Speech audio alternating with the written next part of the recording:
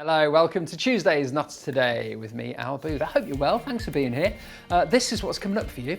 We're going to meet the 8-year-old boy who lost both legs and 9 fingers to sepsis. Now he's walking and cycling 5k to thank the hospital that saved his life. Guys, you've done it! Yeah!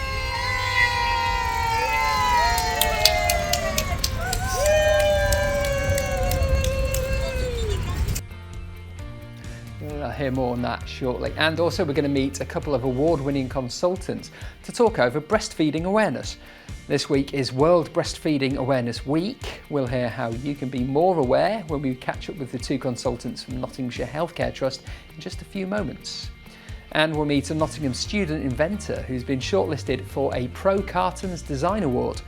Kimberly Howe has created a fully recyclable plastic-free sweet box. It's inspired by New Year traditions and it's the only UK finalist in the European competition.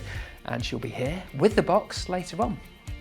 In sport, there's a new contract at the Motorpoint Arena after netminder Kevin Carr signed up for another year with the Nottingham Panthers. Seems like I've always found myself back in Nottingham, so it's just weird how life works out and how the hockey world works out, but I'm really happy to be back. And we'll also hear from the Blaze head coach Craig Cumming as well for a reflection on how the side are performing midway through the cricket season. We had high hopes, especially going into finals day. We'd played some really good cricket. We qualified second behind Surrey, who we beat once, and they beat us once. So we had some pretty good confidence. All that and loads more coming up just for you. First then, 8-year-old William Reckless lost both legs and 9 fingers to sepsis at the age of 3. But he's been fundraising this week, this morning in fact, to thank Nottingham Children's Hospital for saving his life.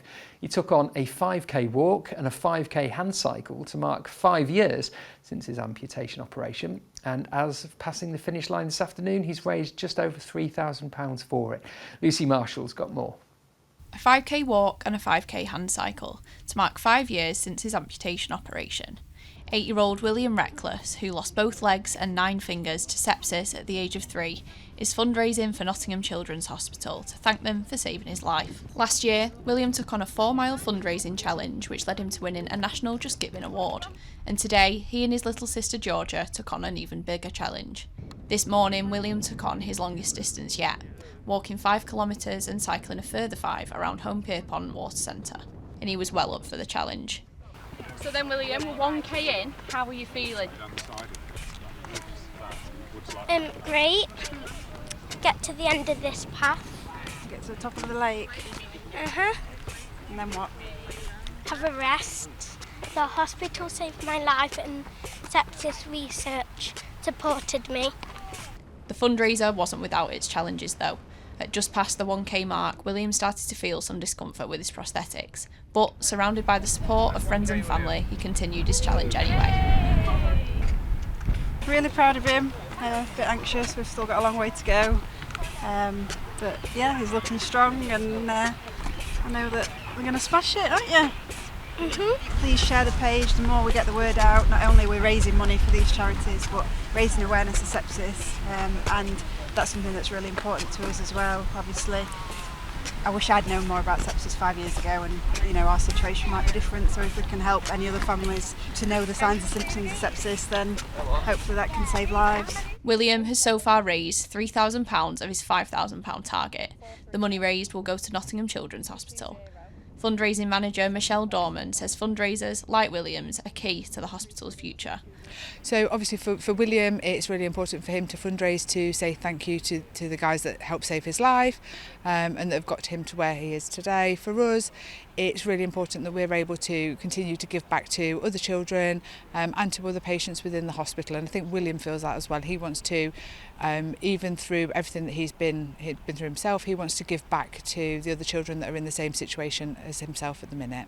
Every sort of 10, 50, £100 makes such a difference. It just makes that whole experience while people are receiving treatment within the hospitals as good as it can be, really. After 3.5 hours of walking, cycling and sheer determination, at around 2:30 this afternoon, William finally crossed the finish line of his anniversary challenge. Lucy Marshall for Notts TV. Right, we're going to celebrate another proud achievement here in Notts, because this week is World Breastfeeding Awareness Week. That's a chance for people to learn more about the importance of breastfeeding and breaking any taboos that are all around it still in 2025. One local organisation that's been going above and beyond is Nottinghamshire Healthcare NHS Trust. It's been given the prestigious UNICEF Gold Baby Friendly Award for the 5th successive year. Joining us now to tell us all about it are specialist infant feeding leads and lactation consultants, Alison G and Teresa Drozdowska. Hello, welcome. Hi. So congratulations on the award. This is fantastic, 5 years running. What does it mean? Well, the award's part of the UNICEF and World Health Organization partnership working, and it's a global award, and it recognises best practice standards really around supporting parents with feeding, but also around relationship building. So it's helping parents to make the best choices they can, whether that be that they're choosing to breastfeed and we're promoting and supporting breastfeeding, or if they're choosing to bottle feed, with supporting parents with that as well. And the gold standard is actually emphasising and showing that we've embedded all those standards. So it's not just a one-off for an award, it's really embedded into practice. And as a result of that, we're seeing massive increases in our breastfeeding rates. So we got the gold accreditation in 2020. And when we first started collecting data, which was about 2011, our breastfeeding rates at 6 weeks were about 38% of mums that were breastfeeding at 6 weeks. Now, last year, we just finished the year on 54%. Wow. So that means that more than half the babies in Nottinghamshire are getting breast milk by 6 weeks of age, which is fantastic. Yeah, it's really incredible. Is amazing, yeah. Isn't it? So the gold standard makes sure that we have really robust leadership. It looks at how we monitor our data to prove that what we're doing is working. It looks at culture, a big thing around culture, both within staff, within the trust, so that making sure that we've got a positive culture within our staff and that we respect each other and support each other, but also how we approach families, that we're approaching families with a really positive culture and looking at changes within the community and getting a really positive, making everybody see that it's their responsibility to help support parents with feeding. Yeah, absolutely. It's fantastic. Yeah. Well, we've got... We'll come to that as well, actually, and how you get into that. But you're here coinciding with World Breastfeeding Awareness Weeks. What's that all about? So it runs from the 1st to the 7th of August every year and across the world, and it's championed by the World Health Organization and UNICEF, and it's looking at celebrating breastfeeding, and it's looking at the ongoing support families have with regard to their feeding journey. And there's a new topic each year, and this year the topic is looking at providing sustainable support systems, and so it focuses on our environment and on the climate change, which is something that resonates with all of us. We're all slightly concerned about that. And so breastfeeding, the World Breastfeeding Week is highlighting how breastfeeding supports our environment. And so, for example, breastfeeding isn't it's not manufactured, there's no packaging involved, there's no plastics involved, it's readily available. Breast and chest feeding doesn't include any waste. There's no water usage, which is another issue that people are concerned about now. There's no transportation miles. It's delivered from the mum directly to the baby.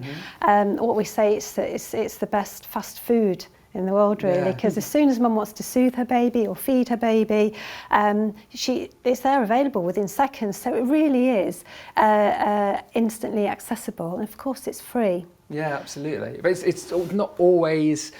it's not always possible. I know when we had our two, latching on, it was difficult for my sister as well. I've got friends, it's not as easy as here's a baby and they take, is it? Some mums do struggle, and that's why our role as specialists is to look at the mums and support the mums with more complex issues.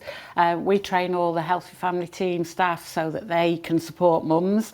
And for those where breastfeeding is not right for them, either by choice or if it doesn't work, then we support them with bottle feeding as well. That's a really important part of Baby Friendly, is that we are supporting feeding choices. And, you know, I mean, obviously, you know, we need to be promoting breastfeeding and making sure parents can make a proper decision. But it is their decision to make, and we support them whichever way they go. You know, we don't want any parent to No. be alone in their feeding journey, No. so we are there to support them. Absolutely. And one day they'll grow up and all they want is McDonald's every day of the summer holidays. So it's making me quite nostalgic. How can people find out more? And if you are a parent, you know, about to give birth or So we've got a Facebook page that's called Knott's Happy Baby Corner, and parents can go on our Nottinghamshire Healthcare website, and there's also a Knott's Help Yourself breastfeeding that contains lots of information about the family hubs that provide breastfeeding support groups called Babes.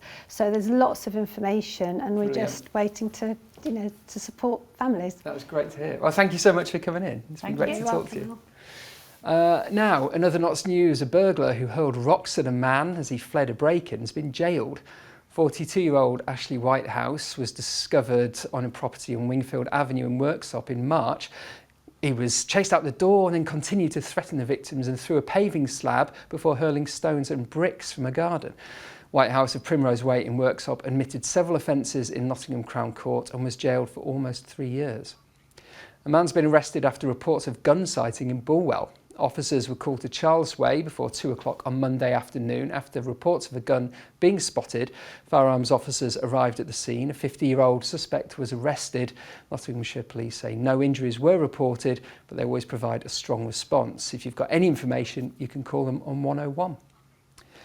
Right, we're going to have a short break now, but when we get back, we're meeting a Nottingham inventor who's made a sweet box inspired by Chinese New Year, and it's up for an award, and we've got all your sport coming up as well. It's on the way next.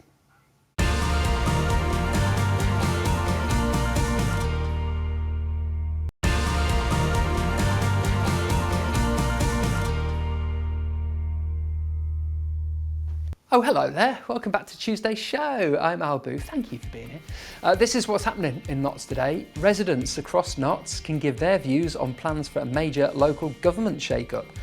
Government's asked local leaders to disband the current council system, and create larger unitary authorities, and that would see the current 7 district and borough councils plus the city and county authorities disbanded, and then 2 new councils created in their place. It would either see Nottingham join with Broxtowe and Gedling, or Broxtowe and Rushcliffe, with the remaining areas forming another large council. Consultation on the plans opened this week. And work to expand a primary school in Notts so it can cope with rising pupil numbers will cost more than £9 million. Tutor Eade Primary School in Fernwood near Newark will double its capacity to 420 students by September next year. It's all part of plans to serve a growing population caused by about 3,000 new homes being built nearby. Now, council documents reveal the expansion, which includes 8 new classrooms and extra sport facilities. That'll cost at least £9.4 million, with work starting next month and then going on for about a year. Right, time for another great guest now, and to celebrate even more talent in Notts, because we're going to meet a Nottingham student inventor who's been shortlisted in a prestigious European award. Kimberly Howe is a product design student at NTU. She's created Dragon Sweets. It's an eye-catching candy box crafted from carton board. It offers a sustainable alternative to pre-existing Chinese New Year candy boxes. Her design, this, is up for Pro Carton Young Designers Award, and it's one of Europe's most prestigious packing design competitions. And to tell us all about it is Kimberly herself. Hello, welcome. Hi. So where did this come from? How did you come up with this? So the inspiration behind this was the Chinese candy boxes that they normally have for Chinese New Year's, and these are often made with plastic and they're just used once a year. So I thought it's not very sustainable, and also if you want to, let's say like myself, a student, if you want to just buy Chinese candies in a candy box, you don't want to buy a whole plastic tub. So I made sort of a more commercialized product here using carton, and this carton is sort of like the material you would expect from like a cereal box. So it's cheap to make, and it's got a really nice, fun shape. It is. It's fun. And on the bottom, you can see all the sweets that are inside it as well. Don't know if you can see that. What is carton board? I don't think I've heard it until I just said it. It's just the term that my lecturers and I have been using. It's just basically this hard cardboard. Right. But not the type you get from like mail packaging, like more like the cereal box type. Yeah, it's got that sort of glossy feel to it. Oh yeah, the glossy feel is actually I was trying to recreate what it would feel like if it's printed, but actually it's just printer paper that I stuck on top. Well, so, it works. Yeah. I mean, I'm impressed. I fell for it. So congratulations on being nominated. This is incredible. So tell us when you came up with this. So I came up with this in March So this March. year. So we're in August now. So what's that? My maths is shocking. 5 months. And yeah, around 5 and, months. and you're like the only person to be nominated in this European award. Yes, the award is called Pro Carton Young Designer Award, and there were 950 plus entries, and I'm the only one from the UK in the finalists. That's incredible. And you can vote for me now. The vote is actually live. Oh, we can vote for you? Yeah. Oh, tell us how you can do that then. So if you type on Google Pro Carton Young Designer or Pro Carton Public Vote, then just scroll down, find Dragon Sweets, and then put in your email, confirm your email, then that's the vote. Right, so can I open it up, please? Yeah, Or do you want to open it up? I can You open open it. it up, because I don't want to... Sure. Imagine if I ripped it and then you had to take it to the award ceremony.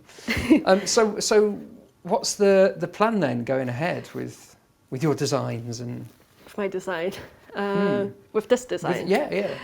So right now I don't have any plan to sell this or anything, but I'm just hoping that potentially I could win the competition, and that could take me further, because the winner gets to go to a gala in Istanbul. A gala in Istanbul? Yes, Oh. and they also get some experience to have a look at how packaging is manufactured as well. So this is how you open it. You slide the petal to the side, and then you push each of the flap back. And I kind of call this mechanism the flower lock.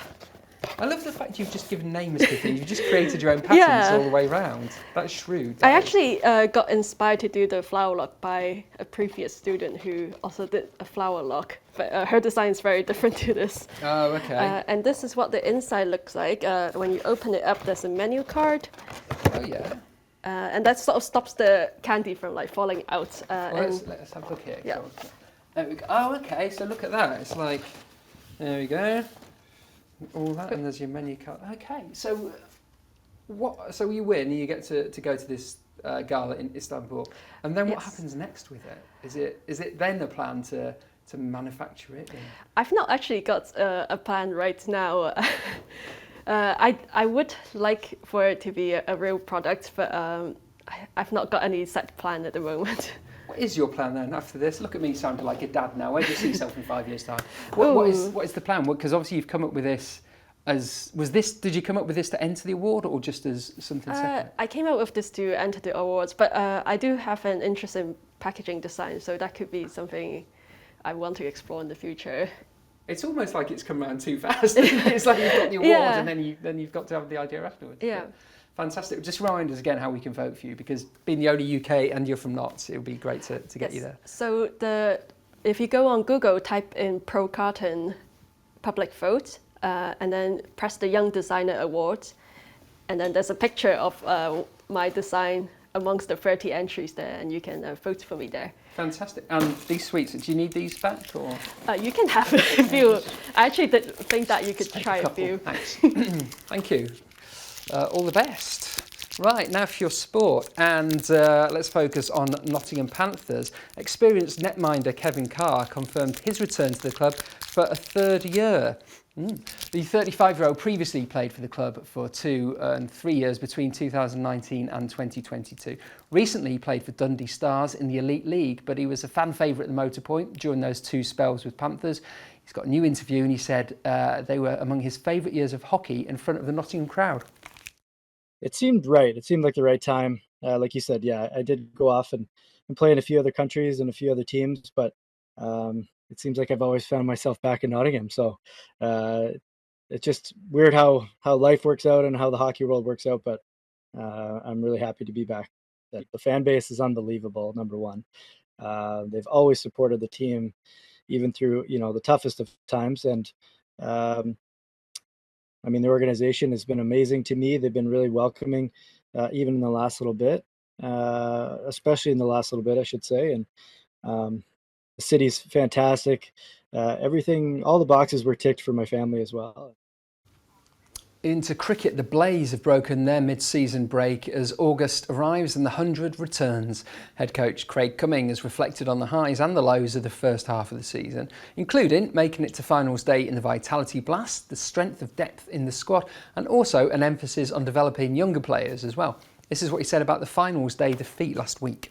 It's gone pretty quickly and it's been pretty full on, and obviously you go back to finals day, and again we came home and then got on the bus and went down to Southampton for a 50 over game. So now it's been a bit of a time to sit back and reflect, and I suppose we had high hopes, especially going into finals day. We'd played some really good cricket. We qualified second behind Surrey, who we beat once, and they beat us once, so we had some pretty good confidence, but yeah, we just unfortunately probably didn't play as well as we liked. The Bears have been a good team. They've beaten us as well in that competition, so when we look back at that, I think it hurt us a bit, probably because we didn't probably fire in some areas, but you've got to give them credit. I thought they played really well. In football, Notts County have signed 19-year-old midfielder Tyrese Hall. He's joined on a season-long loan from Spurs.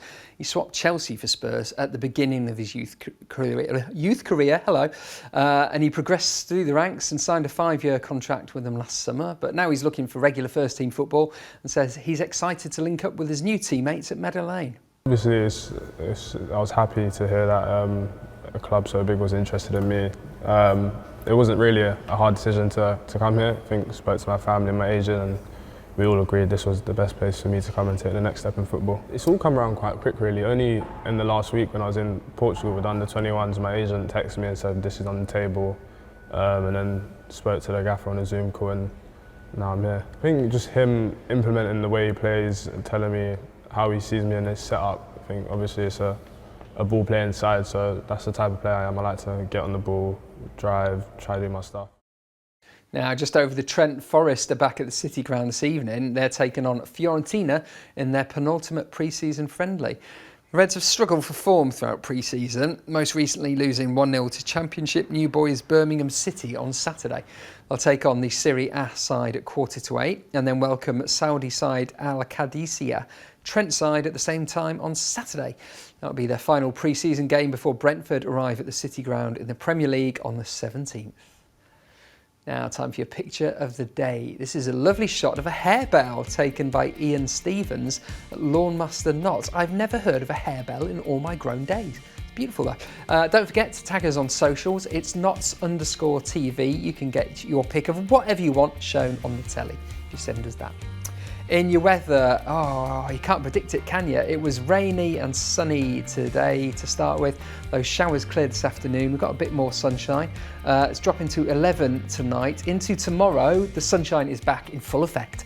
A bit warmer and a bit brighter. Highs of 23 degrees. Dropping into 14 on Thursday when the cloud comes back, but it should break as we get closer toward the evening. Highs of 21 degrees. And of course, Glowworm Festival returns this weekend, and it's going to be glorious sunshine for that. About time too. We're not ready for summer to be over just yet, are we? Right, that's the end of the show. Thank you for being here. Just a reminder, if you do want to send your photo in, at Knots_TV, and if you do it now, Mark Dennison might be showing your pick on the TV when he returns tomorrow at 5:30 with Wednesday's Knots Today. I'll see you soon. Have a good evening. Bye-bye.